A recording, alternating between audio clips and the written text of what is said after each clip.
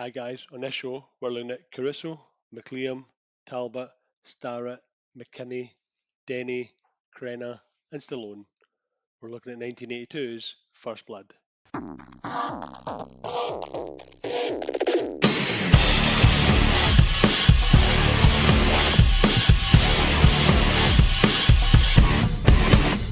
Hello everyone and welcome to another episode of 100 Things We Learned from Film. I'm one of your hosts. My name's Planty and I'm getting bitten by rats in a mine. And I'm the other guy and I'm just sitting in the kitchen getting bitten by dogs. John, how are you? I'm alright, mate. How are you? Yeah, very well, very well. I tell you what, I'm proper excited this week because we're welcoming back for his second stint on the show, the one, the only, the fucking, what a guy, Paul Payne. Paul, Yes. how are you doing, mate? I missed you guys. I've missed you guys. No. It's barely a fucking podcast without you. I know. Have you got whiskey this time? I just had a whiskey. I've got me Aldi's version of Stella Artois, Saint Etienne at the moment. All right, okay. I'm sure I had one of their albums in the 90s. Paul, of course, is a comic book writer, author, artist, just a general cult-loving. I said cult. Cult-loving, like kind of. Just everything in the background here, which you won't see, listeners. He's got all his toys, not sexual, although probably. I reckon Chitara's been up his ass at some point. Some of them vibrate. And Paul writes a lot of comic books based upon already well established and loved characters. Paul, last time you were on, we were talking about your Death Wish for Freddy, wasn't it? Death Wish for Jason, but Death that Wish could be for that's a potential new idea. Like I said, I get so many ideas when I'm coming in. Yeah. But your other thing is, of course, Rambo versus the Blair Witch. Rambo versus the Blair Witch. Yep. The seeds of which were sown when I actually watched the Blair Witch with a mate when it first came out. We were walking back, and he dared us to walk through the woods, and I was fucking scared shitless, and he said that imagine if Rambo was here, he'd just slide and tackle the witch, and that always stuck in my head, and it makes me laugh to this day of that image of Rambo sliding, tackling the witch, and that's where the seeds were sown. Okay, fair enough. So what have you got for sale at the moment, Paul? You've still got some copies of Rambo vs. Blair Witch? Yeah, Rambo vs. the Blair Witch 1 to 4. I've also got my Shining bootleg fan fiction called Boulder, which looks at it's like a mashup of Stephen King and the Stanley Kubricks. And yeah, upcoming is my Stallone Punisher bootleg project, where I reimagine the Punisher as an 80s film starring Stallone as the Punisher, De Niro as the Kingpin. Love that Punisher. John Candy's going to be Micro, who's the Punisher. Wow. Nice. And Nicolas Cage is going to be Jigsaw. So yeah, just all of that works for me. I'm quite interested, though, Paul. Have you had any cease and desists yet? I haven't, but I'm awaiting them. Right, okay. That's when you know you've arrived. That's when you know your stuff's arrived. That's the thing. I'm using this as kind of a platform to get my name known. Do you know what I mean? Like I'm using these, and a lot of people have done it before. But yeah, maybe one day Stallone's lawyers will be knocking on my door. maybe he'll turn up himself. Hey, you this Paul Payne guy? What you fucking ass? Don't you think you're being a bit over the top? Jesus Christ. John, 1982. What else could we... I mean, we wouldn't want to talk about anything else. What else could we have been talking about? No. There's plenty to talk about in 1982, buddy. Star Trek Wrath of Khan. Oh, Khan! Just to warm you up. Airplane 2. No, The Thing. Blade Runner. Okay, great. King of Comedy. And first fact of the show, Rocky 3, which was held back because of the I had that in my notes. All right. Oh, fucking hell, you guys have got me working already when we wrote the film. Right, okay, nice one. That was the only year 2 Stallone films have been released in the same year. Did All I get that right? Or is that the Saint Etienne talking? We're taking it anyway. It's down on paper, mate. So it's done. We are, of course, the podcast that tries to learn hundreds of things from everything we've got. We're currently on 2, so that's a good start. We ain't even started talking about the film. This month is September in most places, but here it's pumpkin spiced Sly-tember, where we're going to be talking about a different Sylvester Stallone film every week. Our patrons are going to have a bumper pile to pick from, and I'm honestly hoping that we don't end up with a draw, because I could live without doing 3 episodes in 1 week. That would be brutal. Yeah. Okay. Anyway, if you wanted to get involved in that, you can give us a quid every month, and we will let you pick. We'll give you some extra bonus episodes, including something that I've just alluded to for Paul there, that he'd never heard of, the Captain Planet Solves the Troubles in Belfast. That's awesome. He's excited about that with our good friend Paul. It's what I'm doing as soon as we finish recording. There you go. If Paul's giving us your money, then you can too. That's an easy way for me to say Paul is now dedicated to give us that money, even though he doesn't want to. Even though that's his toy money. Money back for batteries. Right, are we ready to go, boys? Ready. Is the bit where you said I stick Chitara up my arse in the podcast? I think it's going to be, yeah. Yeah. Well, it's now. I was going to cut it out, but now I'm going to have to struggle. Yeah, it's fine. Give me shite beyond shite. Says Sean Connery. Are you? Sorry, do I need to cut that out? Is your mum listening to this? No, that's fine. Right, okay, that's fine. She caught me doing that once in my childhood. But it was a throw. Memories. Ribbed for his pleasure. Dear. Right, moving on.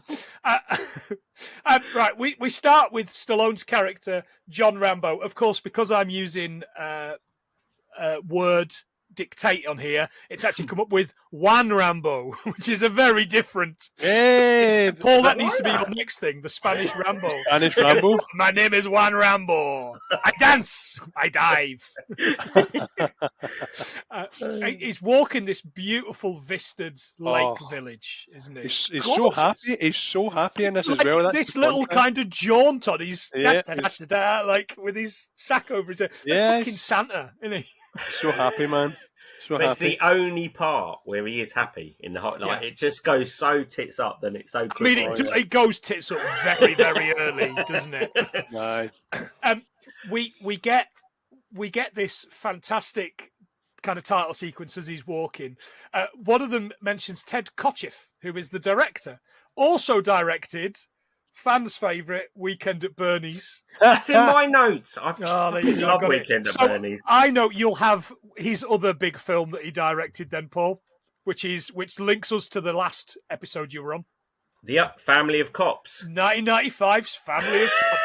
Hey, it's me and my family of cops. Hey, One of the best titles ever, isn't it? It's a family of cops. You come to me on the day of my family of cops wedding. I don't know. Yeah. Really thought that out. Is that a bit, is that a line from it? I don't know. Probably.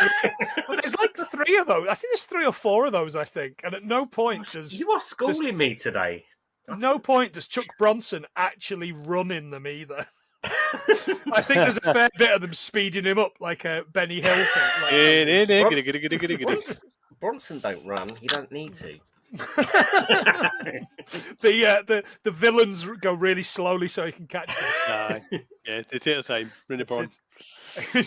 I've got a locked knee. Anyway. He's looking for this character, Delmore Berry, who isn't a character. They served together in Vietnam. He talks to the wife in this, and I loved, by the way, this washing line. It's not his wife; it's his mum. Sorry. Oh, was it his mum? Was it? Yeah. I thought it was his wife. Fucking hell. I got an interesting fact about her. You might have, but yeah, carry on about the washing line. I want to hear. Yeah, so pulls this washing line. She's just throwing stuff out on the washing line, and she's got like another bit of line, and she just moves it around. Some sort of fucking mousetrap contraption, isn't it? No regard for the washing. Absolutely no regard at all. The thing about that, I read was that the lady who played that has never been credited. No one knows who she is, and she had a spoken part in a major movie. That's what I read. That's astonishing. That's almost, John, like the woman that plays Corbin Dallas's mum in The Fifth Element, isn't it? Oh, She's yeah, nobody, and she just gets a special thanks at the end. Estelle, aye. But the whole town got parts in it, did you know? Apparently the whole town was, majority of the town was unemployed because the windmill was shut down, so a lot of people got a lot of work out of this. A lot of nobodies. But she's never come forward and said, I was in First Blood. Maybe she doesn't give a shit. She's maybe not interested. she's maybe still getting over the fact that her son died of some sort of cancer. Agent Orange, isn't it? Yeah, that's right. You got anything on that, John? Yes, I do. Yep. Apparently, there's an ingredient called toxin TCDD. It's a highly toxic compound that causes cancer, disrupt hormones, and leads to other serious medical and reproductive problems. Okay. It was part of the US herbicidal warfare program. No, it's real, in Vietnam from 61 to 71.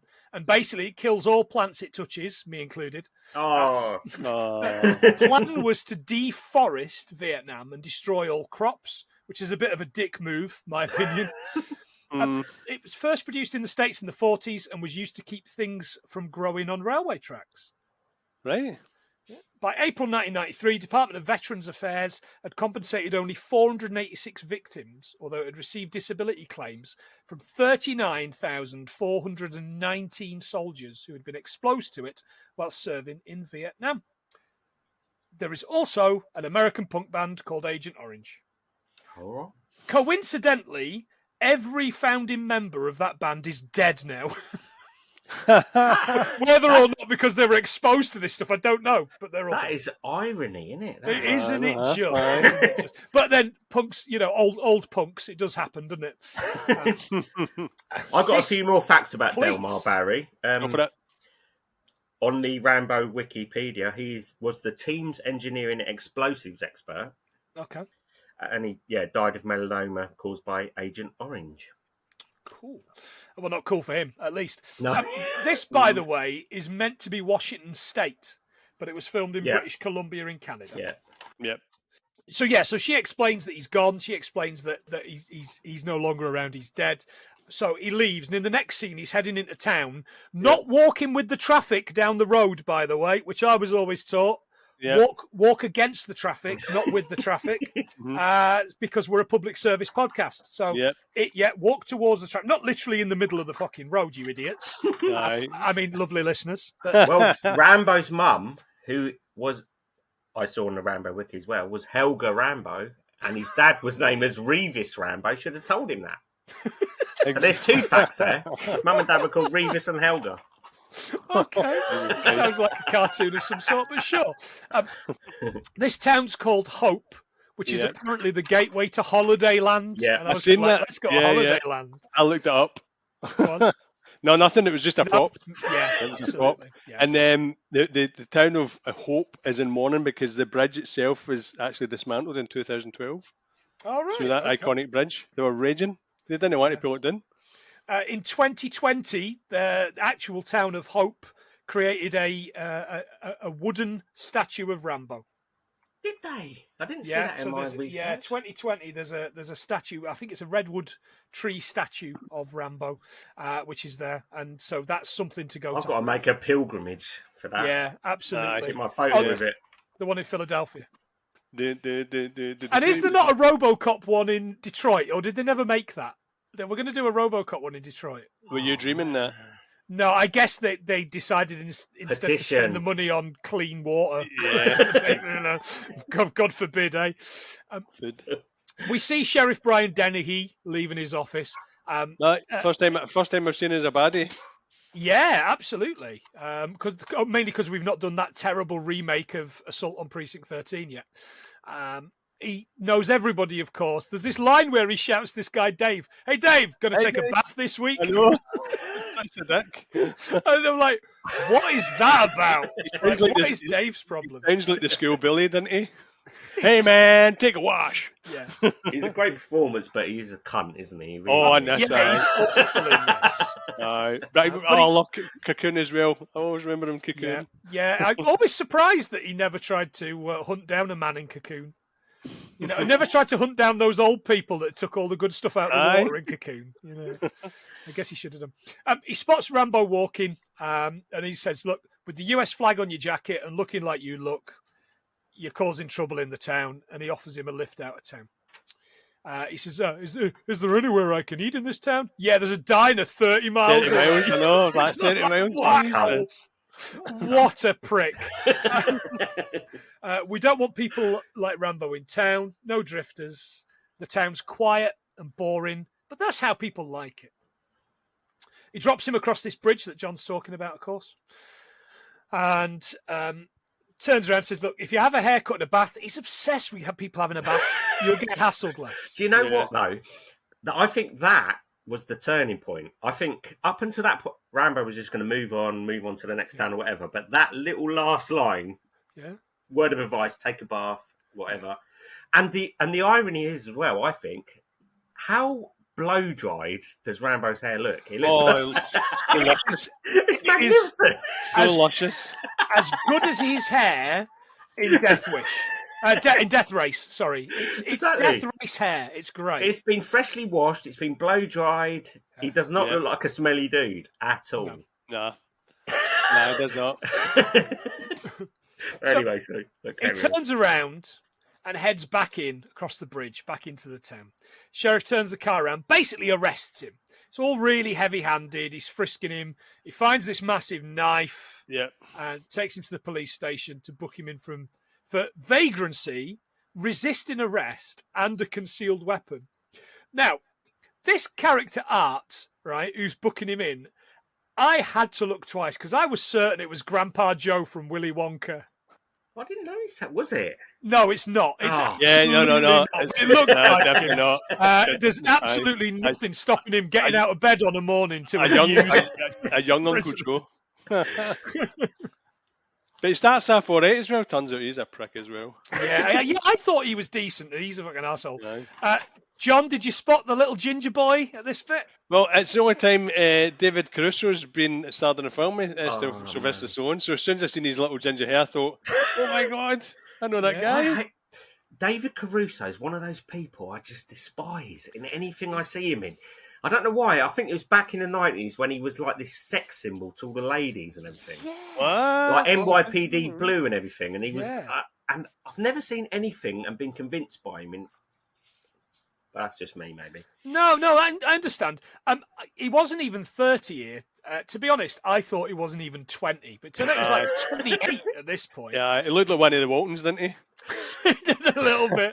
I do like the voice. I do like in there when he's walking for the police station. It's like they've obviously there wasn't enough abuse actually recorded in the original shot, so they added loads of voiceovers. And this, I've got in my notes here. There's this guy that goes, "There's your sorry-looking sight to humanity," which is not. It was pretty That's not an off-the-cuff remark, is it? We absolutely love a bit of ADR on this podcast, don't we, John? Yeah, we do indeed. Big fans of that. David Caruso, the one thing I kind of remember him the most from is probably, does he not get beaten up in An Officer and a Gentleman? I think he deserves it. Yes, he does. Hopefully. Yeah, he does. That's right. That was one of his first films. Yeah, and of course he's Kit Kat in previous episode Hudson Hawk.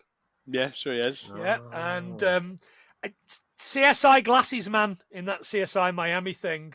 That's Oh, dead air! I know, that music just does not go with that show, does it? No, absolutely not. Fucking CSI wanker. Anyway. They take him into this basement to book him in, and you're like, okay, that's dodged straight away. He looks up, he sees these bars on the window, and has a flashback to being in this pit where for some reason they've thrown fecal matter onto him. Yeah, so they did, just throwing shit all over him. But what I did notice in this tiny little flashback is something that it hit me because I have issue. John and I both have issue 1, of course. I bought us both a copy of issue 1 of Rambo versus the Blair Witch. But you've drawn Rambo with this little moustache Handlebar before. moustache. Yeah, you've drawn him with that. Handlebar And when I looked at it, I had a huge flashback to reading your comic, and I was like, "Fucking hell, Paul's drawn that." So good. I love that little detail. It's like obviously they filmed it in the 80s, but they wanted to show something a bit 70s with flashbacks, so they throw on a handlebar moustache. It does look a little bit like a racist Charlie Chan moustache, which I wasn't much into. But it was the 70s. It was meant to be the 70s, so okay. It was of its time. Yeah. Baby Caruso grabs his dog tags, and they get his name from there.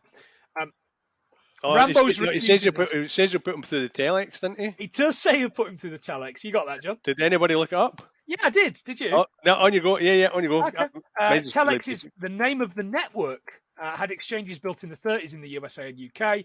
The first telex-only exchange opened in London in 1945. Listeners, think of the telegraph or a very, very basic fax machine. That's what telex is. Oh. Aye, that's what I got for that fax machine, but I wasn't going to put that. I was like, did they have teletext back then? Did they tax machine, some might say. You guys go deep. She said. It's not, I can assure you. That's what Chitara said. Oh, man. Not going to love it in. They're being really heavy-handed. He's not getting his thumbprints taken. The sheriff comes down and explains he's going to jail for 90 days and a $250 fine, which in today's money would be just over $900. Right. I love the way he aggressively wipes off the. Onto these paper towels, which look like the kind of paper towels you'd have at school, the cheapest possible ones. You just have to wipe your arse with. Tracing paper. Oh dear. They're giving Rambo a wash with this fire hose, right? Which, like, it's awful. I got real flashbacks to that fucking Steve McQueen film Shame. You know about Maze Prison. Yeah. Another film where you get to see Fassbender's massive knob. Why not? Yeah. Have you got it? Yeah, I've seen more of Fassbender's knob than I have of my own in the past 20 years, but I am a fat prick, so.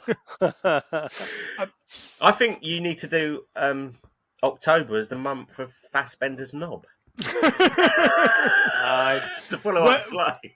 Were I not going on holiday, we were planning on doing a special month of Steven Tobolowsky films. We were going to do it Octoberlowski, but it was a bit of a stretch.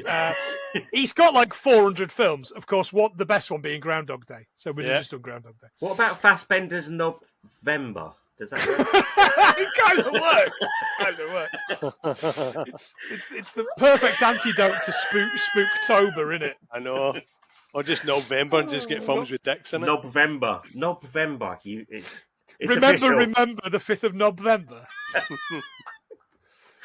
Fassbender's a sex fiend in New York. That's the other one, isn't it? Anyway. Jesus Christ. We're getting a cease and desist off Fassbender's bell end at this. I know. As they kind of undress him, they see all these scars across him. And basically, we start to get flashbacks of him getting cut as they're about to give him a shave. Mm. Which you kind of like, find a better way to give him a shave than a fucking open... Going in dry. Never. Yeah, that's what she said. And no, Chitara doesn't go in dry before you say it. Do I take the paint work after you? As far as torture goes, North Vietnam was one of the signatories of the Third Geneva Convention in 1949, which demands decent and humane treatment of prisoners of war. In spite of that, they really had some severe torture methods, such as throwing shit over someone. Correct. Waterboarding. Yeah. Strapado, which sounds like a song.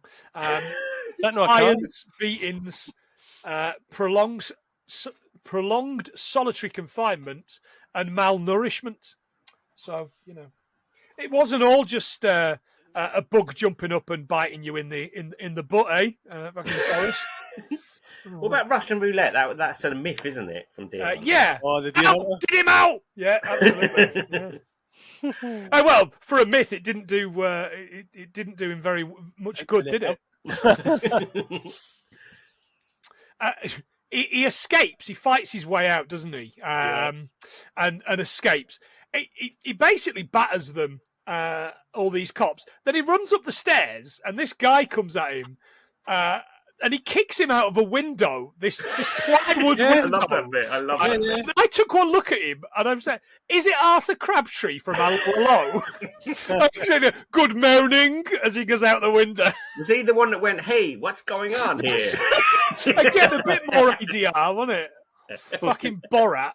I love the guy that's like, there's someone walking, I don't know what point he is at, but he looks like he's got a stationery delivery or something. And is that's this the one the bit where he runs out and grabs the bike? No, that's a bit later, but there's just some guy walking with like a box of stationery and he sliding tackles him. Oh, sorry, Dins. Yeah. Yes, he does. His elbowing him the elbows in my face, didn't he? Or is that No, that's another guy, and he actually broke his nose for real. Yeah. All right, wow. I mean, the guy was only delivering the fucking the pens and paper. But there's another, like, what I think we might have gone past it, but apparently, you know, the scene in the cell, where they were whipping him on the back, and yes, the director kept on making him retake it, and Stallone got annoyed at it apparently, and went for the director at one point, and the security on the film had to pull him off. Right. But I just thought that, like, I know. In some alternate universe where Stallone just went fucking bananas on the whole film crew, and like, and they filmed it, and he ran out onto a scrambler and did all that, and like went into the woods and killed the whole makers of Rambo. Yeah, that would be. I mean, that's very method, Paul. I've got to give you that. You know, they broke his ribs in that scene. Apparently, did they really? Yeah. So he knocks this clotheslines this bloke off his dirt bike, and drives off into the hills. Right. Now that scene really hurt for me because I've had my scooter nicked recently. Oh, have you really? I felt the guy's pain. Oh, Did you get it back? Yeah, I went on a Bronson chase. Did you walk really slowly, shouting after him, "Hey, punk!" Hey. No, but it was outside my workplace, and they nicked it from outside the front window. So someone came in and said, "Paul, they've nicked your scooter." So I chased them, and I got them as they were breaking the front of it open to hotwire it. So yeah, I did the Bronson. Bloody hell, man. Blammo! Hey, Scoot. That's one less gang of scooter thieves in MK. Exactly. Crazy. I've learned scooters. All these years watching Death Wish, I've learned well. Aye, you have. Did you go and rent yourself a little kind of shitty flat somewhere above a chicken? Do that next. Aye. You're putting cardboard versions of scooters around town. Hope there's some kind of plan to get them to come out and do it. And you go, hey, so many ideas. I'm digging down the scooter gangs one at a time. Anyway, yeah, I felt real sympathy for that guy. He was just doing whatever he was doing in Rambo. Somebody wanted his shit off his scooter. At no point did he run after Rambo. No. He just sat on Lane of Grind and looked up. Why does Rambo keep on doing wheelies when he's been chased by the cops as well? Now, there's a great reason for this, and it's not because he's one of the bad lads off the estate, right? Although you would expect him to. It's every time he's kind of coming towards the camera, the stuntman does a wheelie so you can't see his face. You see, I've watched this twice this week, and that's exactly why he does it. He rides the bike down the pavement. He's like, "Get out of the way, get out of the way." And they go, "What the fuck are you doing, Rambo? What the fuck are you doing?" The law on riding motorbikes on pavements is extremely clear. It's illegal in this country with one exception. You may ride a motor vehicle on the pavement for a maximum of 15 yards to get a place for parking. There you go. They are. That's a good fact. You learn something new on this fucking show every day, man. You do, yeah. My research is clear. There's this chase. Dennehy chasing him across a river in this car, across a field, and he just keeps kicking up dirt. It's like Junior Kickstart, isn't it? Yeah. That's exactly what it's like. A reference for nobody, for the three middle-aged men on this podcast. And the Dukes of Hazzard police car. I don't know if you've gone past the point, but you know the bit where the car, like the bike, does a massive jump over the train track, doesn't it? And then it does. Yeah, and the car does. Yeah, the stuntman broke his back doing that. What? The bike stuntman or the car? The car. Right. Because of the impact when he landed. Mm-hmm. Broke his back. Could you see the ramp, didn't you? You could see the ramp. You see that? You couldn't miss it. Yeah. Dennehy basically flips the car. Rambo rides up into the woods. He ditches the bikes. He can't go any higher. And jumps into this broken down truck, right? Now, for me, he's about as high up as he can be in the mountains. Where the fuck has this burnt out truck come from? Who's driving a semi up into the fucking woods? But it's like a scrapyard, isn't it? It is a little it's like fucking Stand By Me. Yeah. What's going on up there? He finds some wire, which will come in handy later on, and this bit of tarpaulin, right? And later on, we see him, Rambo the fucking tailor. Yeah.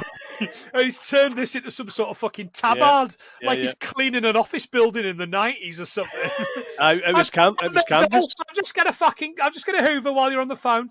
It was canvas, and it was highly coveted, and they only made one suit and kept it. So they found it, and that's different to what I read. I read that they actually found that canvas in the woods when they were filming it, and that Stallone has kept it to this day. Yeah. That's what John's saying. Yeah. Oh, sorry. So, you know what that means, don't you? You know where that is. That's in fucking Planet Hollywood with frozen Stallone's arse in the time spunk from previous episode Demolition Man. That's so apparently you can have your dinner with the fucking arse in your face. Nice. Sounds hot. But that piece of canvas would not keep anyone warm, would it? No, it only needs to do a job for 10 minutes. It's better than a fucking vest. Well, he only had it on for like 3 scenes or something, and then it was caps off for the rest of the film, wasn't it? He turned it into a headband later, didn't he? He's like, he does. There's absolutely no purpose to having a headband in that situation. I know, because he's perfectly, it goes to the side of his face perfectly, so I don't understand why they put it on him. Oh, dear. There's 5 cops and this guy with some Doberman, right? Just this bloke from the town. And it's like, go and get John and his Dobermans. And he's like, like these dogs are, come on, boys, go and get them, babies, go and get them. Like these my babies. That was a bit weird, heading up into the hills.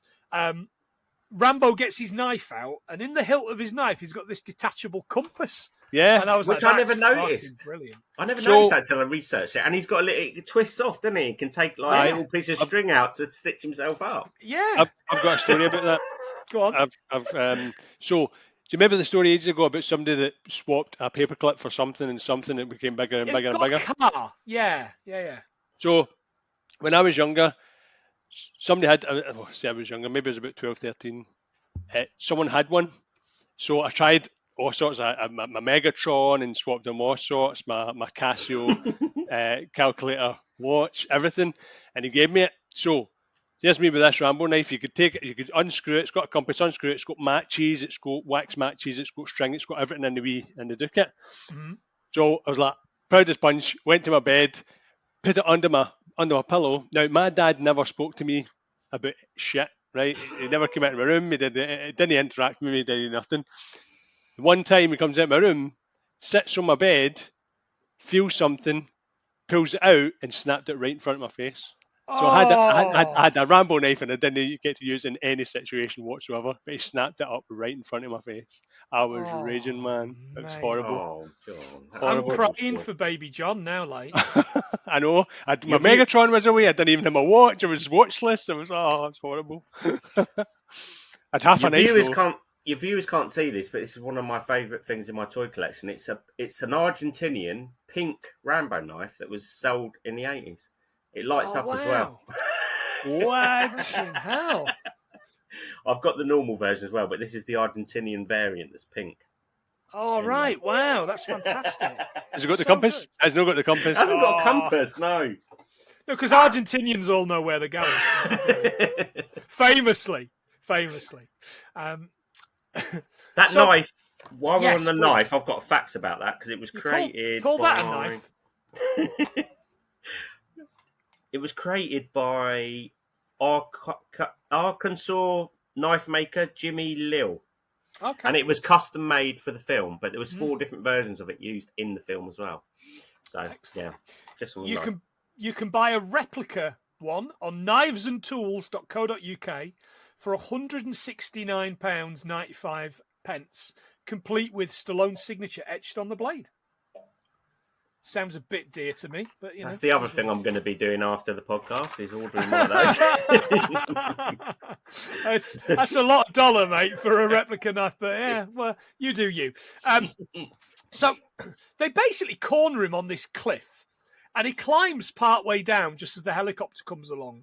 Mhm. And there he is, hanging off the cliff. I mean, you could say he's a cliffhanger. Oh God! Right. A couple of weeks away, that one, listeners, but we'll be back with that one in a few weeks' time. On the helicopter's Art the Bad Bastard with this massive rifle, this sniper rifle, isn't he? Yep.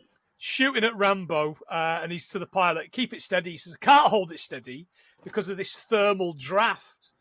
Thermal drafts, known in the UK as updrafts, they're created when warm air comes into contact with the air around it, which is cooler. Along with wind shear, it's one of the major contributors to airplanes crashing during takeoff and landing during thunderstorms. There you go. Nice. The average speed of a helicopter is 130 to 140 knots, which is about 160 mile an hour. Excellent. What's the average speed of an unladen African swallow? 2 mile an hour. All right, okay. Good. Good to know. Thank you very much. Rambo takes his chances jumping off this cliff and falls into some trees, which I've written breaks his fall and arguably some ribs, the way he reacts. Yeah, and hits And then the everyone. next minute, he's like, boosh, he's away. Broken ribs or not. Do you know what I mean? Didn't give a shit. I think that's did he? I think that stunt on that was really good. Apparently. Yeah, and look this is the great thing about this. It's pre CGI. All of this is pre CGI, and it's done little. It's small, and it looks great. Yeah, it's all practically so. Yeah. But you really and the stunt, even though it's stunt doubles, they proper look like him as well. And a lot of the films of that era look, they really stick out like a sore thumb, the stunt doubles. But I thought the action was really well directed. I know this is a review show. No, I absolutely agree. And to be honest, they're all good until Canon get their hands on them, aren't they? Yeah. Let's be honest. And then start thanking the Mujahideen for the work that they've done. And you're kind of like, ooh, that's probably going to come back and bite you, lads. I'll be honest. Those brave soldiers, the Mujahideen. All right, is it? Yeah, okay. Is that Rambo 4? Rambo 3, 4? I think. Rambo 3, yeah. Yeah. Still quite good, Rambo 3. I don't care what anybody says. First Blood Part 2 is excellent, but yeah, Rambo 3 is okay. Anyway, no, we're not here to talk about Rambo 3. Art Galt continues to shoot at him. Kind of, he's hiding behind this tree. He picks up a stone, he throws it, causes the pilot to lose control, and Art falls out and dies on the rocks below. Now, I remember this particular scene with the helicopter and Art Galt falling, because I watched this as a kid. I would have maybe been about 6 when I first saw this at my aunt and uncle's house, because my mum used to work nights. So I would go to my aunt and uncle's house until about 10 o'clock when she would come pick me up. And they had older kids. So like I think the youngest of their kids was like 16. So they would always put on films I shouldn't watch, like this, The Thing. They rented Ghostbusters when I was 5 for my birthday because I was desperate to see it. 5 Ghostbusters. Yeah. American Werewolf in London as well. But I've always, as a child, remembered this scene of Art Galt's body, from the high shot of him on the thing. And it's great. For some reason, I always thought it was Brian Dennehy's body for years and years and years. And I also had misremembered it as the plane crashing as well. I don't know. It's And obviously, it how isn't. they Yeah, it's funny. Yeah. See, it's weird because I always fit. Even though I've seen it millions of times, I always misremember it that the rock gets thrown in the cop's face, but it doesn't. It gets thrown in the window. Yeah. And also, strangely, my uncle first showed me First Blood on a pirate tape when I was about that age as well. All right. Okay. Fucking hell. Well, they had a VHS player and we didn't. I remember one of my birthday, one of my I must have been about 8, and my thing was, instead of having a party, I would have a VHS tape as my present, and I asked for June because of the toy line, and I cried after 20 minutes because I thought it was like a sci-fi kind of Star Wars like type Star film. Wars, yeah. But June is fucked up, isn't it? For Yeah, kids to watch? June is brutal. Christ, I'll cry at it now. The sandworm bit was the bit that got me. Yeah, of course it did. Ooh. So, as John mentioned before, he's got this needle and thread in his thing, and he starts sewing himself up. It's quite good because you see blood's pushing out it while he's doing it. Yeah, that was really good. I just figured that they must have just cut him for it. Yeah. One of the facts about that I've got in my thing is that he, on his lunch break, Stallone went to a local hospital. I don't know how true this is, to show the effects to some nurses, and pretended that it was a real injury, and just said, "I need some like Tylenol just to like rub on it and whatever." And apparently, in Stallone's words, the nurses went, "You're the toughest guy I've ever met," and that's actually on the Wikipedia. But no way. Oh, that's brilliant. He would do that, wouldn't he? Of course he would. He's such a fucking show-off. Yeah. He takes out Galt's gun and jacket. So they're shooting at him off of this. He doesn't take the jacket, does he? Yeah, he takes his jacket. Yeah. He doesn't wear it, though. For later on. No, it's for the scarecrow. Yeah. Yeah. They're shooting at him off this fucking rock bit, and he's like, "Look, I want to give up. I'm sorry one of your men is dead. Yeah. But nobody else needs to die." And they're like, "You are fucking joking, aren't you? There are 5 of us, and there's you." And he's like, "Nobody else needs to die," so they shoot at him, and he fucking makes a dash for it. Back at base, this guy's explaining they shouldn't mess with him because it turns out on the telex he's a decorated war veteran. Oh, yeah. A Green Beret, boys. What? A green beret? Green Beret. Did you get anything on Green Berets, lads? I was leaving that to you. Thank you. It's basically the US Army Special Forces, named after the hats that they wear, formed in 1952 by Colonel Aaron Bank. Ooh. I thought Colonel Trautman formed them. The Green Berets operate out of Fort Bragg. Fort Bragg holds 54,000 personnel and is in North Carolina. Nothing could be finer. Named after Braxton Bragg, who fought in the Confederacy in the Civil War. Wrong side, but whatever.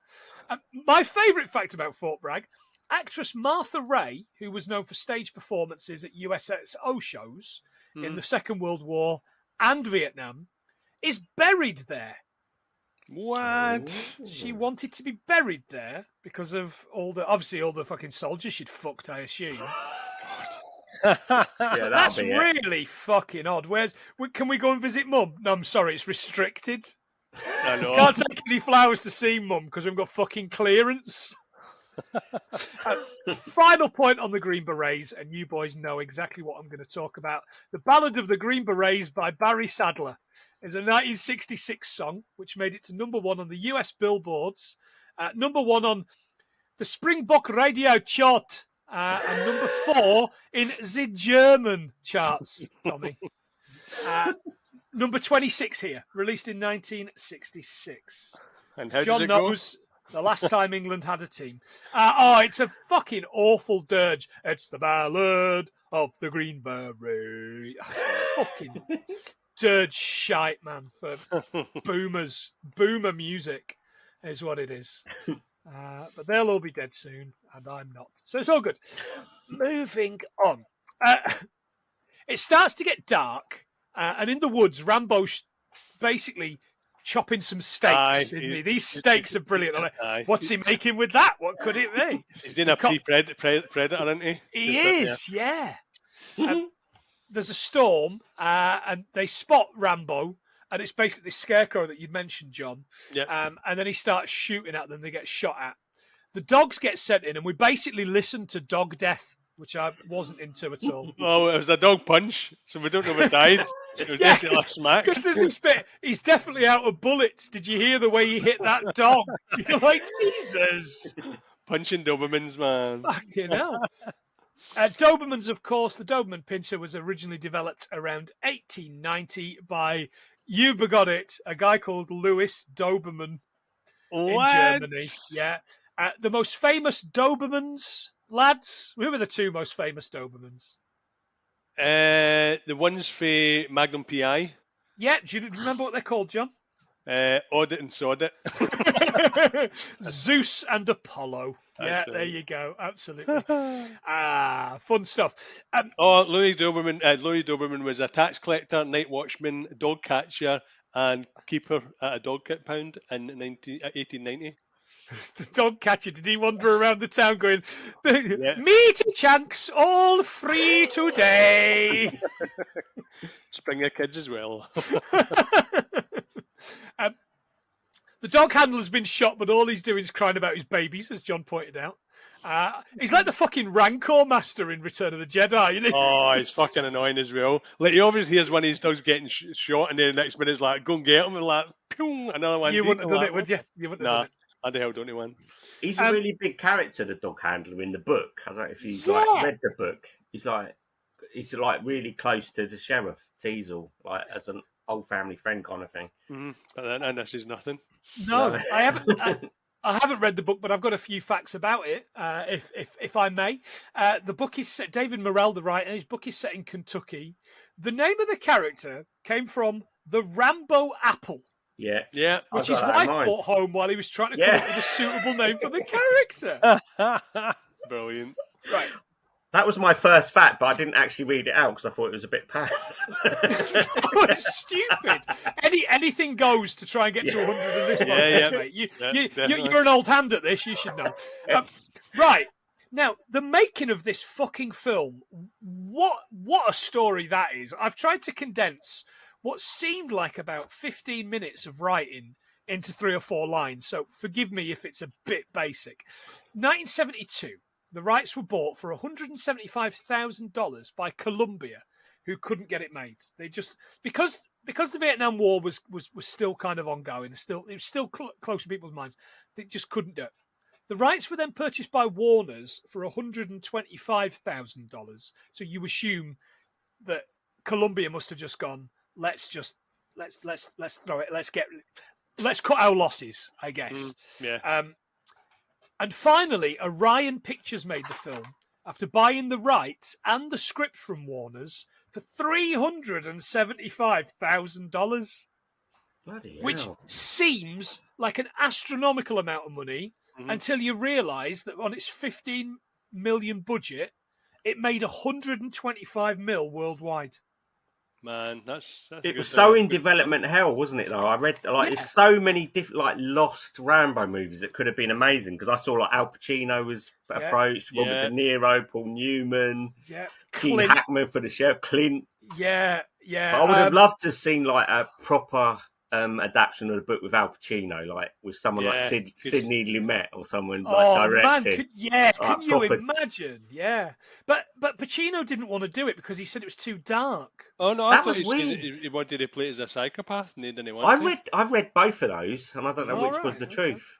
It's difficult, this podcast, to pick stuff out, isn't it, John? Yeah. We do this on a regular basis. I'll say something, and you go, no, but I read this. I'm kind of I read both. Cancels out the facts. That's not great. I also read that Tarantino said that he wanted to, he always talks about films, doesn't he, that he wants to make, since James Bond and all that, but he wanted to do a First Blood remake, really Danny from the Trejo. material. I'd watch that. He wanted Kurt Russell as Colonel Trautman, which I think would have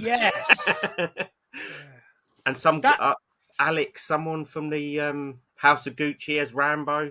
I don't know anything about him, but I read a little bit about that.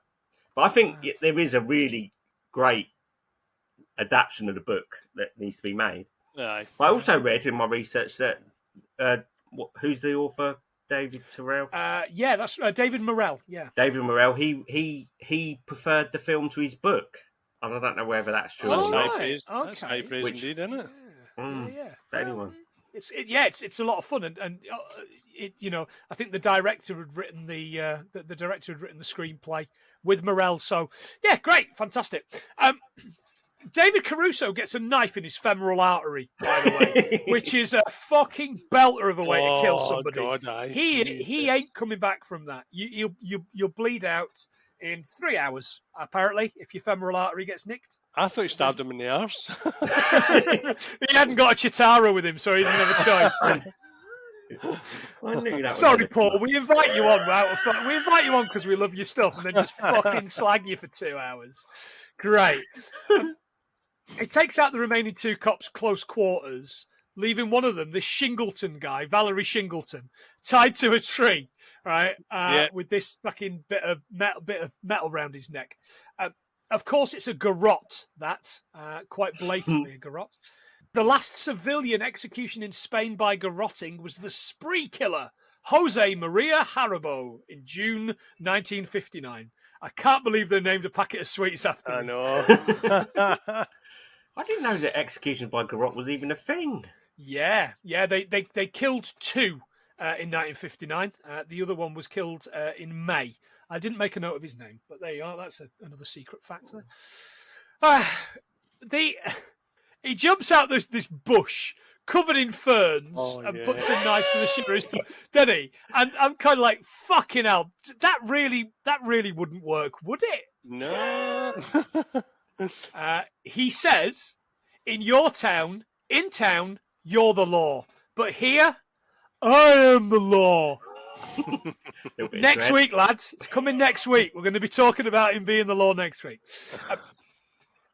He could have killed the sheriff, but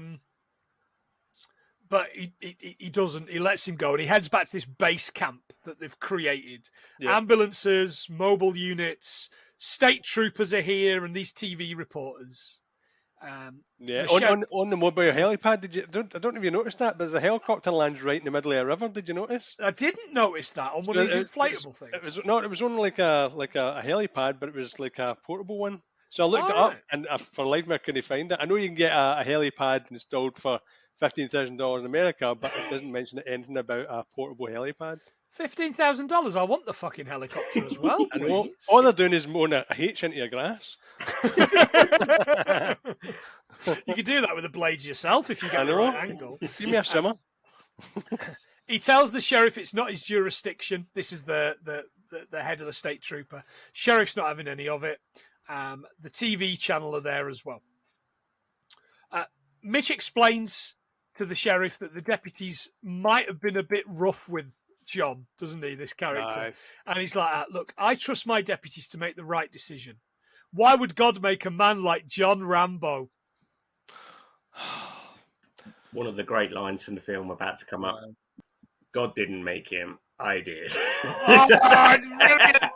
Colonel Trautman. He just barges in, doesn't he? It's fantastic. He's like, 1 minute he's not there and he's not. And my favourite line here is, by the way, I'm not here to rescue Rambo from you. I'm here to rescue you from Rambo. There's so many great lines. There's so many great lines. Now we've got a film. My favourite is, if you're going to send in that many men, you need one thing, a fresh supply of body bags. Yeah, make sure you got enough body bags. It's great, isn't it? He's basically created this unit of people. He explains they're experts at guerrilla warfare. I looked into it, and apparently it's got absolutely nothing to do with primates. I was very disappointed. But he's going in with a knife. He might as well be with his bare hands. It was his job in Vietnam to kill enemy personnel, and Rambo, of course, was the best. He killed 59 confirmed kills, apparently, I've got in my research from the Rambo wiki. But I reckon that was only ones that counted. He probably did that in a day, didn't he? You could see. That was only the whole bodies. Knowing the soldiers in Vietnam, he probably murdered a handful of women and children as well. Probably. Allegedly. Back up the mountain, he's fashioned this spear right? And he murders this hog, and then only carries away its leg. He only wants its leg, and I'm like, that's a waste of a fucking pig. That. Yeah. There was a hog wrangler for that one scene. Was there really? Thanks at the end. It's like this hog wrangler. Like brilliant. And then he heads into this old disused mine where he set up camp and starts basically eating the meat, doesn't he? I was disappointed he didn't eat it just with his teeth, like ripping it off the thing, like the fucking King Henry VIII or something like that. Off the bone. Trautman suggests they let him get away and pick him up a couple of weeks' time washing cars in Seattle. That's a fucking great idea. Fantastic idea. Sheriff's not having any of it. A shit end to the film, though. Yeah. He's working at the car wash, yeah. Alongside Will Smith's fish. It's the crossover you didn't know you wanted. Like Rambo's, like Stallone's little ant working with Will Smith's fish together. Hey, this is the sending in the 200 men. They're going to need more body bags line. By the way, Sheriff Dennehy in this bit is wearing this sheepskin jacket. Yeah. You've got one of those, Paul. I have got one. I love that jacket. I spotted you in these pictures. I came back for getting a drink and I thought I was watching, was it 48 Fools Hours? and Horses. No, 48 Hours. I thought it was Nick Nolte sitting there. I did goddamn Nolte! I'm getting a goddamn sheepskin jacket! Nick Nolte was actually one of the Rambo potentials as well in my notes. Was he I've seen. Yeah, really? I've got a massive list. Jeff Bridges, Nick Nolte, Michael Douglas. They were all approached at some point. Man. So Ironically enough, Michael Douglas didn't get cancer from the Agent Orange. He got it from licking his wife's bits. Yeah, allegedly. It's licking the darling bud of May, actually. Oh, Jesus. Who is this even for? The cops have got this guy on the radio trying to convince Rambo to come in. He's like, come in and we'll take into account that you murdered lots of Vietnamese men. It's not working, so the sheriff suggests he gets Trautman in to talk to him. He gets and I think at this point, Trautman does his best to trigger Rambo's PTSD. Oh, he does, doesn't he? Yeah. He's like, let's make him think that all of his friends are still alive. Yeah. He's like, no, Colonel, they're all dead. They're all dead. He's like, no, what about Barry's still dead? No, he's dead. He's definitely dead. I didn't know, John. I'm so sorry. The cancer got him. B Squadron forever. Trautman is absolutely no use in anything that happens from the point that he's there, in my opinion. No. In fact, if anything, Trautman pushes him over the edge. I know. He's winding Dennehy up. And did you know that Trautman was originally meant to play by Kirk Douglas? I'm sure you both got that in your notes. Yeah. I haven't. No, did you have that, John? Right up until the last point as well. He actually turned up on set, and he turned up on set with an ending that he said he would only make the film if they did this ending. And the ending was that he killed Rambo and drove off with his headband. Which I think is the shittest idea ever, but yeah, you can see why it ended. And so is my wife. I am Spartacus. But you can see the ego that people must have to think that. But anyway, yeah. Well, it is what it is. He's dead now, so we're having the last laugh. This line is... they drew first blood, not me. Hey, you says the line, you wins the movie. They track him using this triangulation system, and in the morning they send in the fucking afternoon soldiers, don't they? Send in the fucking weekend boys, the TA. Yeah, you've got a Pack-a-Max on. I've got a fact about them. There's only one person. I think it's. I can't find his name, but there was one that's actually got a name in the script, but all the rest of them had their real names when they're referred to. Their real names. Yeah. Oh, okay, that works. This kid and his dad are hunting deer. Oh, Rambo tackles the kid, throws the gun away, and the kid's like, "Hey, Pa! They're in the woods is here." Like, they are after a guy in the woods. Why the fuck? Like, he has killed I know. people. Why are you taking your child out in the woods? There, exactly. So I was looking America is a trip, man. I was looking at hunting season, so I don't know if it's every state, but they say that the hunting season for game animals is around about November 7th to the 3rd of January. Okay. Is that duck season or wabbit season? Game animal season. Game animals. So They're all game to you, Johnny.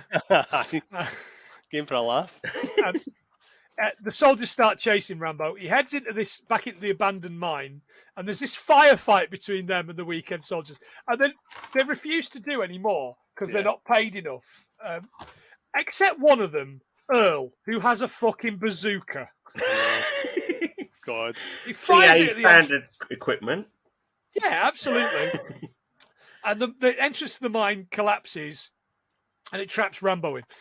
Now, Dennehy and Trautman arrive now, as these soldiers are all stood there getting the photos taken next to the exploding mine. I know.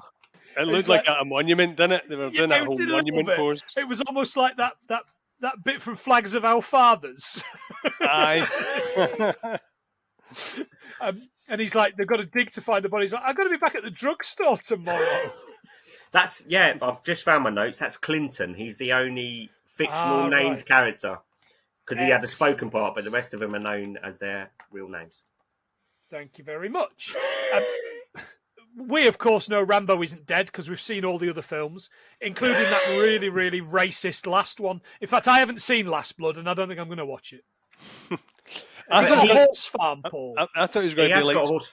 That brings me to one of my other tips on the Rambo wiki. His occupations are former Green Beret, mercenary, stick fighter, handyman, which I never remember in any of the Rambo films. I don't remember any scene where he's like in somebody's house. He's really good at making clothes and whittling. I would love to see a scene where he's fitting like a lock on someone's bathroom door in a Rambo, but I didn't see that one. He's flushing out a radiator. But he's a riverboat captain, a snake catcher, and a horse farmer. Yeah, in the latest film. Oh, right, okay. But I liked that Rambo reboot. You know the first one they did with all the where he was an old man with all the fake blood, like all the CGI blood. I quite like that one. It's called Rambo. That's my favourite Rambo film. Is it really? Yeah. All right. It's so brutal. Like he decapitates people with his machete and everything. Okay. But I quite like Last Blood as well because he pulls someone's heart out with his bare hand, which is always good. Yeah. But is it not a bit Make America Great Again? That's what I'm worried about. Yeah, all the Rambos are a little bit like that, aren't they? Apart from I guess one, probably. Yeah, okay. Trautman explains to the sheriff he survived countless missions behind enemy lines, only to be killed in a dump for vagrancy. What we're gonna put that on his gravestone. And I love the way that Trautman calls the town Jerkwater, USA. Jerkwater, USA. Following the wind in this cave, he's made this torch, hasn't he, out of this bit of tarpaulin. But he's spelunking after it was going to be like Descent, and you'd see some these just popping up from nowhere. That's a good mashup, isn't it? Rambo versus the Descent. Aye. There you go. I hope you're writing all these down, Paul. Aye. Rambo's Descent into madness. It's going to be worth paying £1 a month for your Patreon just for the ideas I get from these. So it takes him through this cave full of knee-high water and, of course, rats. It had to be rats, didn't it? God, I fucking hate them. And these 3 little stuffed ones that are on his back. Like biting saying him, that, though, in the book, and again, talking about mash-up stuff, it's bats that attack him in the cave, which was making me think of Bat Rambo as a potential. Very good. Yeah. But yeah, it's bats. I don't know why they changed it to rats in the film. I guess they're easier to train. Rambat. There you go. Right, I'm sorry. I can see his Rambat. Rambat. I actually thought about this, and I wrote notes, and I didn't think of Rambat. I love you, John. I love you more. Marry me. Trautman's in the bar in town. The sheriff approaches and says he's come to apologise, but he really wanted to kill Rambo. Trautman's like, well, that kind of goes against that badge you've got there, doesn't it? And he says, look, you're a civilian. You can go back to your wife and kids. This guy can't. Back in the cave, he finds a ladder out. Now, there's 2 ladders, and he's climbing both these ladders at the same time. Like, he's got one hand on one ladder and one on the other. And he's sort of climbing up using his feet. He's just using his hands. And I was kind of, I don't get that. Why is that? But he falls at one point, doesn't he? So were we meant to believe he's broken a leg or something as well? I thought that was pathetic, that scene, for like building up this character that like can survive anything. He like walks down that little rotten staircase. He's like, he breaks a rung on a ladder and falls down 2 proper minutes. Frank Spencer, I thought that was. Ooh, Trouty! He comes out at the top of this thing, right? And even after he spelunked through the entire set of the fucking descent, he's 50 yards away from the soldiers picking through the rubble at the entrance. I know. Yeah. He spent 2 hours. It's dark now. Going through this cave. It's preposterous. It really is. I think, though, because that's another of my facts, that the original cut of this was 3.5 hours long. And Stallone hated it so much that he offered to buy it just to dump it because he thought it was a career ruiner.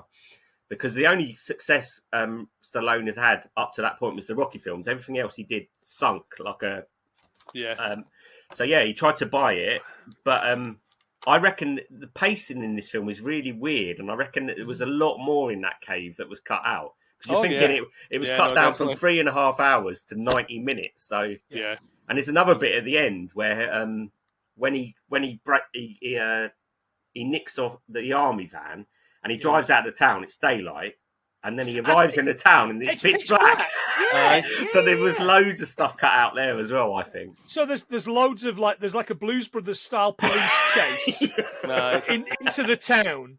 And in the cave bit, there's a bit where he drops off of a thing, shouting, "Flee, flee, you fools!" and fights a Balrog in the depths of the cave.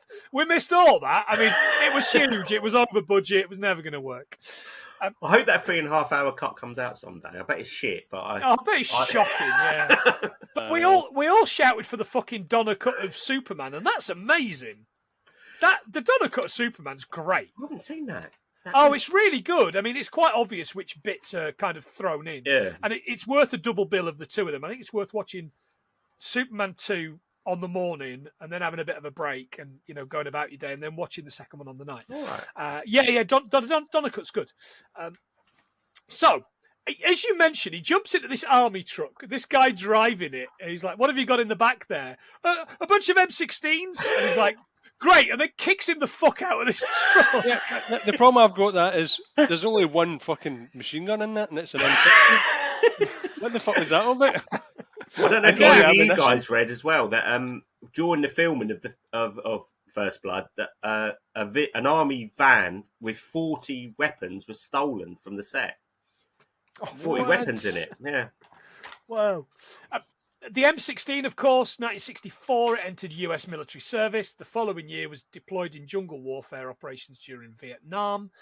In 1969, the M16A1 replaced the M14 rifle to become the US military's standard service rifle. Wait, no choice. The M16 is like the signature Rambo weapon, isn't it? That's the one where he's like firing it up into the air and going, "Oh." Yeah. No! Is that Neil Keanu Reeves? No! The M16 to Rambo is what the Magnum Wildie is to Bronson. Oh, very much so. Yeah, absolutely. Back at the sheriff's office, they get the report that Rambo's still alive and they dispatch these cars to get the truck. It does get a bit Blues Brothers says. It's just one car, right? What is it about movies in the 70s and 80s that all cars, like all cop cars, move like they're on F1 slicks, don't they? It's all over the place, like skidding all over the place. They're kind of ramming each other, and he's in a truck. He's in a truck, and he rams this cruiser into a stationary car. And it blows the up. stationary car inexplicably explodes. I know. That's everything I want, though, in an action movie. Just shit to explode for no reason.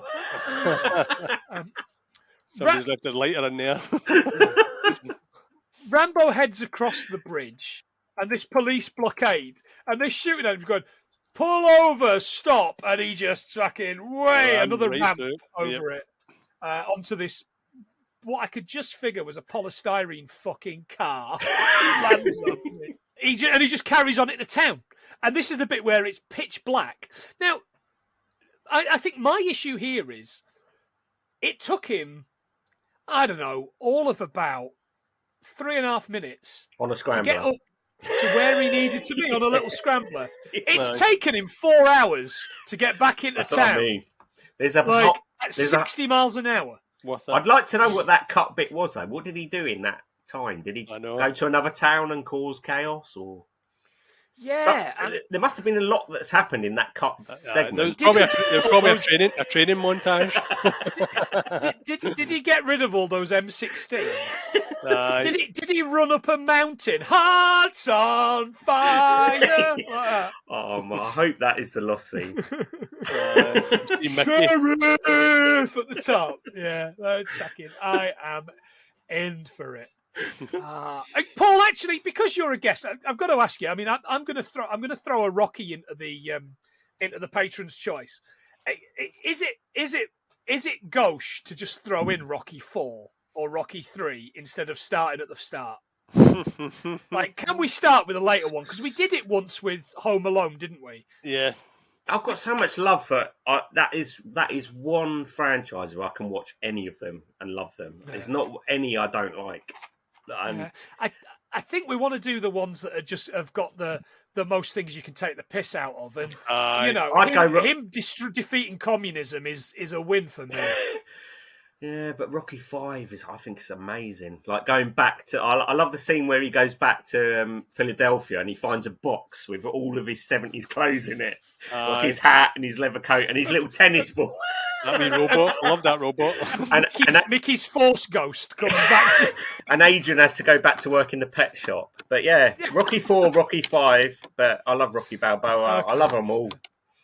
Yeah, I like Rocky 3, where Clubber Lang tries to fight a pregnant woman, just to beat up an old man and a pregnant woman. It's like, Jesus, have a day off, mate. You need to do a Rocky month. We do, yeah. Rocky... Yeah, we'll figure that out. Everybody's always quite rocky. So, back in town, after we've done him basically blowing up half the town with these practicals, he drives through the petrol station, knocks over all the fucking the gas, as the Americans would call it, is going everywhere, and then he just throws a lighter at this petrol station, which blows up half of the town. I know. Turns out there's a car dealership next to the petrol station. I mean, it makes sense. That's where you're going to get your fuel for your test drives. And the whole thing blows up. And all the while, the police are going, oh, and another thing's blown up, and another thing's blown up, and another thing's blown up. That's the thing, because they say in the book that he kills much more people. But if you actually think, there must have been at least 4 or 5 people in that petrol station when he blew it up. He must have killed loads of innocents in the film, but you just don't see. And maybe that's in the uncut version. I don't know. Yeah. Well, yeah, I guess so.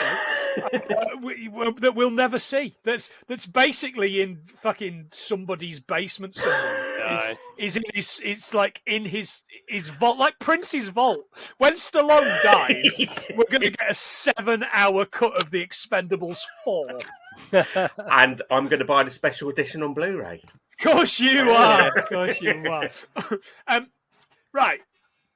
The sheriff evacuates the streets. And I've written here, I don't think sheriffs can do that, only to find in my notes that, yes, it turns out you can actually evacuate the streets if you're the sheriff. He basically tells everyone, stay inside where you can get blown up. Whatever you do, don't go outside where Rambo's not going to kill you because you're innocent. Stay inside where you can get blown up. He's a shit sheriff, though. All he does is walk around his town saying that people smell and take a bath. I know. Trautman arrives in the office and explains it's time for the sheriff to leave. Trautman reminds him all his men couldn't take him down previously, but the sheriff's got the bit between his teeth and refuses to give up town to Rambo or anyone. He heads up onto the roof. He spots this skylight that he looks like he's never seen in this building. Yeah, he's like, wait a minute, you can get onto the roof? I know. It's well hidden as well, that wee set of stairs, isn't it? He pulls down this ladder, which is like fucking National Lampoon's Christmas Vacation. It's like he's going to get trapped up on the roof watching old Christmas home movies. Yeah. And like the best thing for him to do here was to pull that ladder back up. It would have been dead easy. They've all got one of these fucking fold it back up, pull it back up. Rambo would have never, because as you say, it's very well hidden. Would never have found him up there. Anyway, he stands shit there. Ending as well, though, wouldn't it? I suppose I. It's the sheriff left town. Well, I don't know where he's gone. So he heads up onto the roof, and Rambo decides to blow all of the transformers for all of the buildings around, and the town's in darkness, so there's no way he's going to spot him. Really smart. This guerrilla warfare class really paid off. He heads to ammunition out of one of the Grand Theft Auto games, right? Is that what it's called? No, it's not called ammunition, but that's basically what it is. He dumps this huge pile of bullets in the middle of the floor and finds these huge fucking cans of gunpowder. And throws them in for the treasure ship. Explodes the whole building, right? That certainly gets everyone's attention. He heads to the sheriff's office. What are the wooden ducks about in it's not called ammunition, but that. No. Did you see the wooden ducks? It's a hunting place. Yeah, it's a hunting place. So why do you need wooden ducks for hunting? I guess you put them it's like, oh, my antique cans! You're shooting at my antique cans! Instead of shooting at your antique cans, of course. All right. I assume, perhaps. Anyway, he heads to the sheriff's office and shoots up through the roof. So when he shoots through that fucking lovely glass, and it looks expensive to replace that glass, I would assume, that he's never looked up through in 20 years of being the sheriff.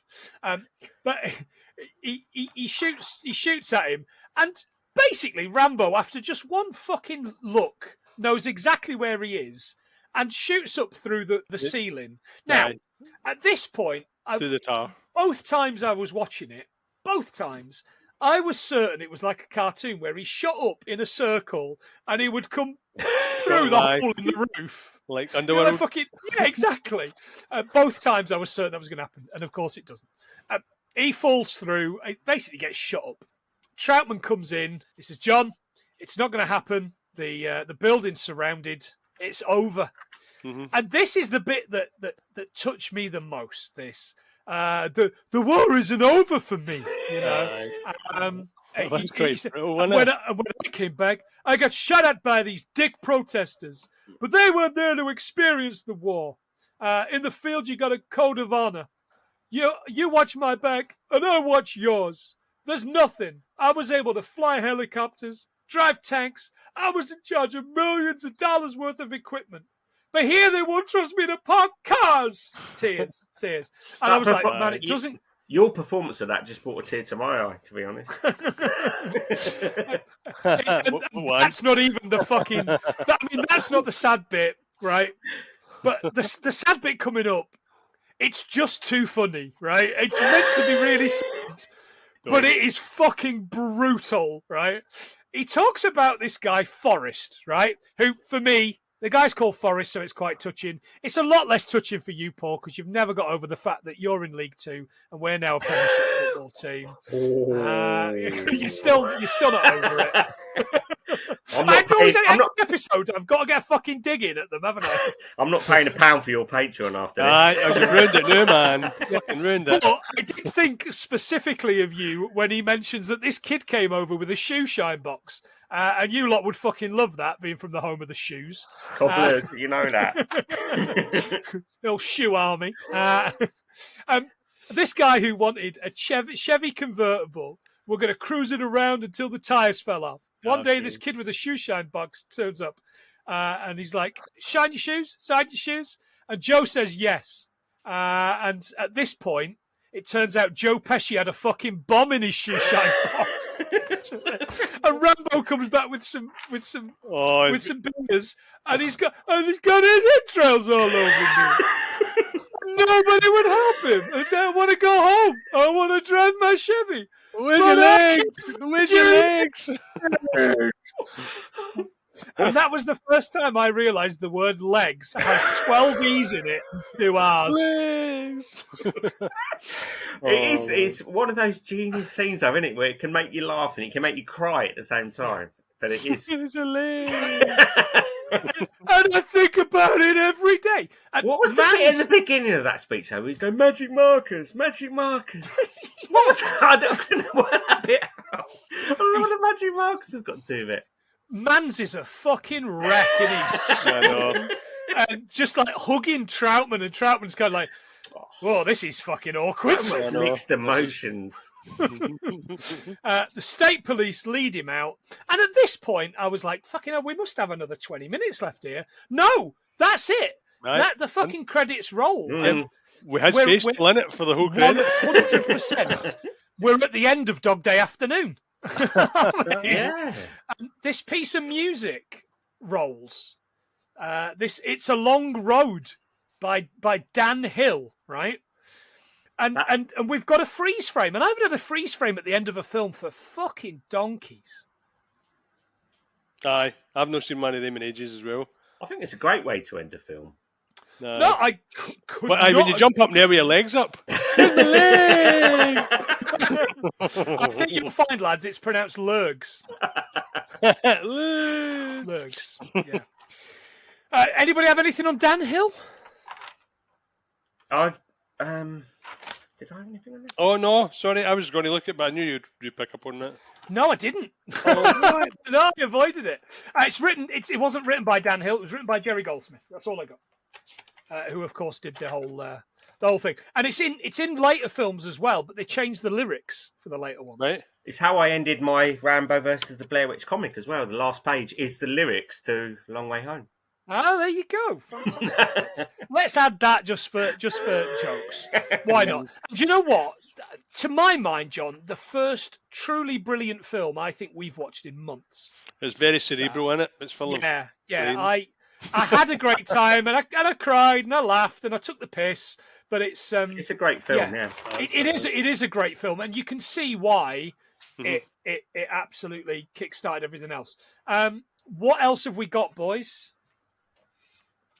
Right, let's have a look. I've got lots of little bits and bobs. So I can fire mine off there if you want. Okay. So I've just got Wild Turkey is a high quality bourbon because he asked for a Wild Turkey. Oh, the sheriff drinks. Wild Turkey. Commercial radios, because I was looking up the transmission distance. It says it has a range of up to 30 to 40 miles, depending obviously the curvature of the earth.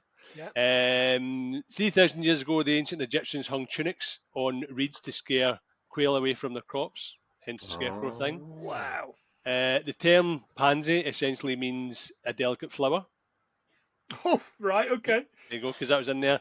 Yeah. In 1985, the Guinness World Book of Records recognised Volvic for the world record holder for surviving the highest fall without a parachute, and it was 10,000 metres. It's the bloke they named the water after. That's what I was thinking. I was like, are they talking about the water falling? But no, that's me. That's me done. Okay. Well, Right, okay. So I've got John Rambo. He was only called Rambo in the books, but he was named John Rambo in the film after the song When Johnny Comes Marching Home, which is an American Civil War song. So they used that. David Morrell, Pacino. Travolta was another person on the list that was meant to play him. God, we dodged that. It was one of the top 10 most rented films on Betamax of all time. All right, wow. What? The superior model, of course. Oh, yeah, obviously. There was a real life person called John Rambo, who's an American high jumper, won the bronze medal in the Summer Olympics of '64. Ah. And the I went deep on the Rambo Apple thing. Okay. Peter, to the core, buddy, to the core. Peter Gunnison Rambo was the guy who created the Rambo Apple, and he bought a box of seeds over from Sweden. All right. Rambo in the original novel was based on Audie Murphy, which was a most decorated American soldier turned actor who suffered with PTSD, slept with a loaded gun under his pillow, and he was addicted to sleeping pills. But he also became an actor, and he played himself in a film, which I don't know if I can't think of anyone else who's done that. But he played Neil Diamond. Yeah, I guess so. Yeah, Aldi Murphy played himself in a war film called To Hell and Back, which was a story of his life. But he's most decorated World War II legend. Rambo was based on him. Wow. Yeah, a lot of the Baker team that when He rhymes off the names, didn't he he? rhymes off the names, but a lot of the names were after crew members, like Bronson and Westmore were crew members. Right, okay. Yeah, but my mash-up brain's thinking there was a member of Baker team called Bronson, which needs to be explored further. There has to be a Bronson. I missed it at the time, but there was a bit in his torture bit in the police station at the moment where the guy says, "Don't you like water sports?" as a joke. Oh, and I can't believe none of us has picked that up. And he obviously doesn't know what water sports actually means, but that's when they're hosing him down. Yeah, read the room though. Poncho. I think I'm nearly there. Stitch himself up. Sam Trautman was named after Uncle Sam as well. All right, okay, yeah. Stephen King used to teach First Blood at his writing course when he was a teacher. All right, wow, fantastic. And I think that's it. Brilliant stuff. Okay. Are we there? Have we done it? Yeah, I've only got one more left. So, sold 76 million tickets in China, the highest for a foreign Hollywood film up until 2018. Do you lads want to guess what film knocked it off the top in 2018? Foreign film. How to Train Your Dragon? No. 2.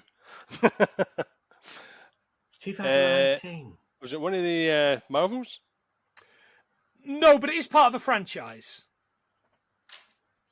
What I think is a really shit franchise. Oh, Venom. Fast and Furious.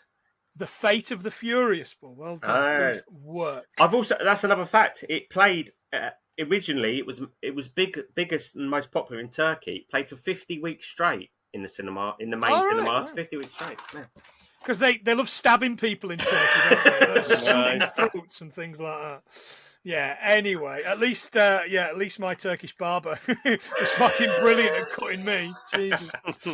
Boss. And calling me boss. Right, okay. Paul, as you're the guest, do you want to have a guess at how many we've got while I top them up? Right. We've done well today. I reckon there was loads of little bits thrown in there. I reckon we've done 106. 106. You've got to go a bit lower than that. John, how do you think we did? 95, boss. Oh, Paul, do you want to go higher than 95, my love? Higher than a 95? 98.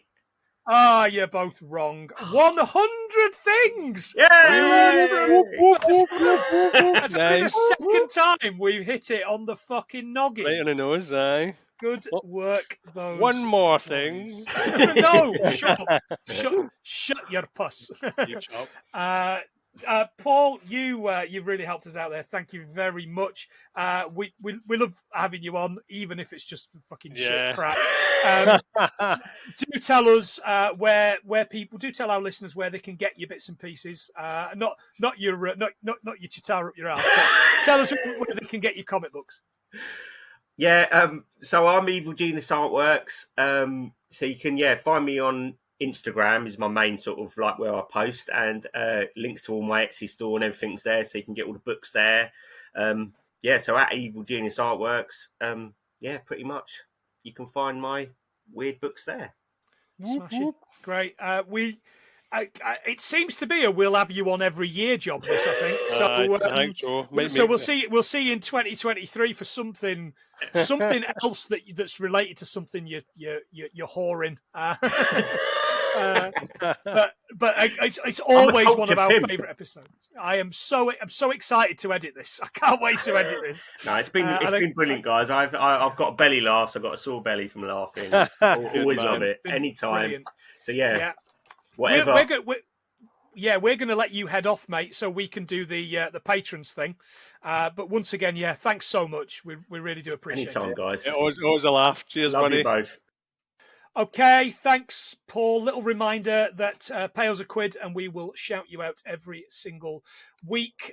This week we are shouting out our patrons, Gav McGill, Ian McComish, Saz, Phil and Rachel, the non-podcast patrons with nothing to advertise. Do hit me up. Tell us what you want me to say. I'll get John to do impression. Yeah, I can do a Scottish impression, no bother for you. Whatever you want. Nigel Davis, he owns the Wonder Emporium, accessories, tabletop mini games. Search Wonder Emporium on Facebook and you'll see all the stuff he's done. He's got a Kickstarter launching soon, by the way. So what? if you're into D&D, you might get a kick out of his Kickstarter. Paul and Sophie from SP Film Viewers. If you want to hear a little bit about them, you will do so on our Jurassic Park. Jurassic Park, yeah. Jurassic Park. Lovely couple who do podcasts together and do reviews. Aaron from Z1 Podcast. He's a lovely man who said some really nice things about me giving up the booze this week. Thank you, Aaron. Nice. Oh, congratulations. Audio drama about zombies and having a relationship, and I'm no spoilers because I don't want to do spoilers. Is it going well though? Are you still enjoying it? I'm loving it. Yeah, I'm loving but they do an episode every 2 weeks, so I'm like this week I'm desperate for a new episode. It's not going to happen. Dan and Gavin Belson, be there with Belson podcast. Keeping us entertained with nonsense and shouting at each other. You like their podcast, don't you? Oh, mate, honestly, just some of the conversations they have amongst themselves is absolute genius, man. They're just so funny. Joe Higgins, Hallmark of Greatness. I was on Hallmark of Greatness after dark this week talking Roadie. It's got Meatloaf, it's got Alice Cooper, it's got Blondie in it. It's got them trying to basically sell a 16-year-old girl to Alice Cooper for sex. It's horrible, fucking brutal. Think about the Blues Brothers, John, right? And imagine if the Blues Brothers was shit. It's that. I describe it as the Blues Brothers written by AI. It's really bad, but you can listen to that on there. Punk from What the Fuck Do You Want? He's been talking about Sean Locke's 15 Stories High this week, which is a great load of fun. The guy he's had on, his name's Anal. Really? Punk, tell us what's going on there with that guy's name. Maybe it's an Irish thing, I don't know. On the subject of Irish things we don't know, Mono and Kira from Mono Rants at the movies, they're talking 30 Days of Night, which is the film that we both keep getting mixed up with. Josh Hartnett losing his virginity or whatever. And the vampire, whatever, is it vampires? The vampires, yeah. They're also on that Efkin show this week, arguing with one another. It's a lot of fun. Go listen to them. Modern escapism. So we've had Stig, we've had Gadget on, 2 great previous episodes. And we've got Biggie coming on at some point in the future.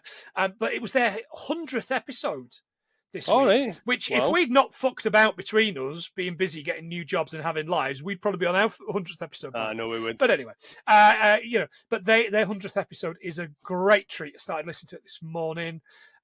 Ian, Cult Connections podcast. He's been on to talk about child death in the 70s.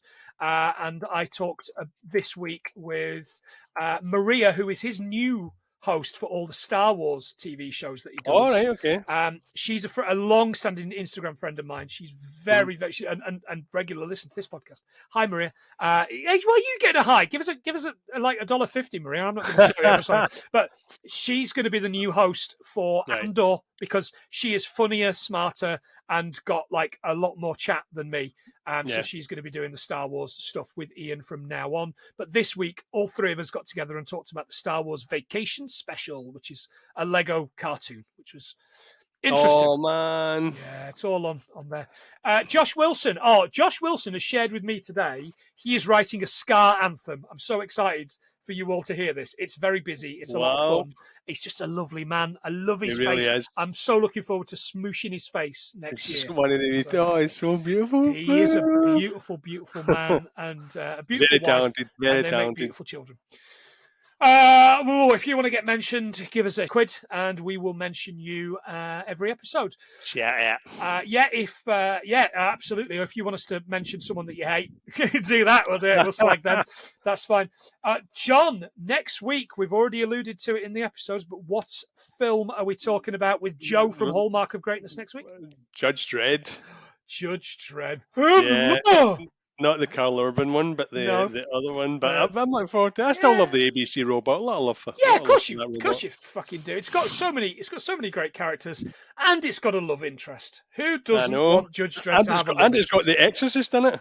It's got the Exorcist in it. It has. No, not her. The entity. It's got the entity in it. Yeah. Right, okay. So, John, do you want to say bye to the lovely people, patrons and otherwise? Bye to lovely people, patrons and otherwise. Thank you very much for listening. And this has been me and John and Paul, of course, talking 100 things that we learned from. They said the first blood. The first blood. I got the legs. See ya.